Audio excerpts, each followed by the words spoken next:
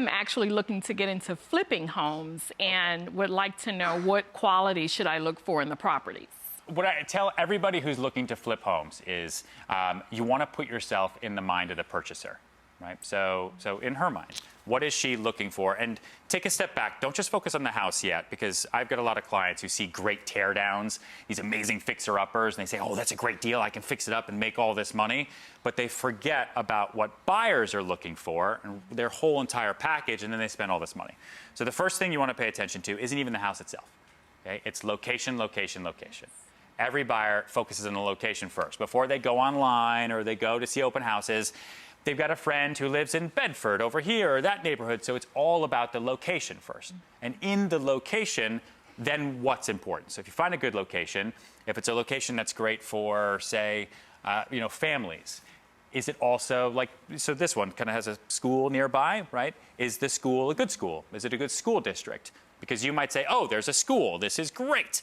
But if it's not a great district, then you might have a hard time selling a 3 or 4 bedroom house, because people are going to say, yeah, I know, but I don't want to send my kids there. This neighborhood next door, right? So you have that going on for you. If it's in an urban area and you don't need to have a car and a car is a luxury, then is there good access to public transportation? Are there trains? Are there buses right nearby, or do you have to walk a ways? And if they need to have a car, is there a driveway? Right? Is there good access to parking? Is there a garage that's covered or open? Like, those are things that you want to pay attention to there.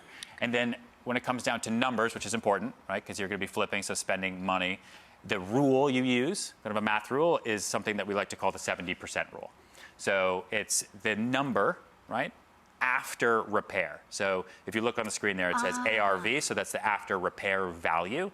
And the way you do it is super simple. So if the house after repair, once you look at all the other comparable sales, if the house, once you flip it, once you do all the work to it, is worth $150,000, right, you want to make sure that you spend no more than 70%, including your costs, right? So that's $150,000 times 70%, which for this example brings you to just over $100,000, less the repairs. If you think the repairs are going to cost you $25,000.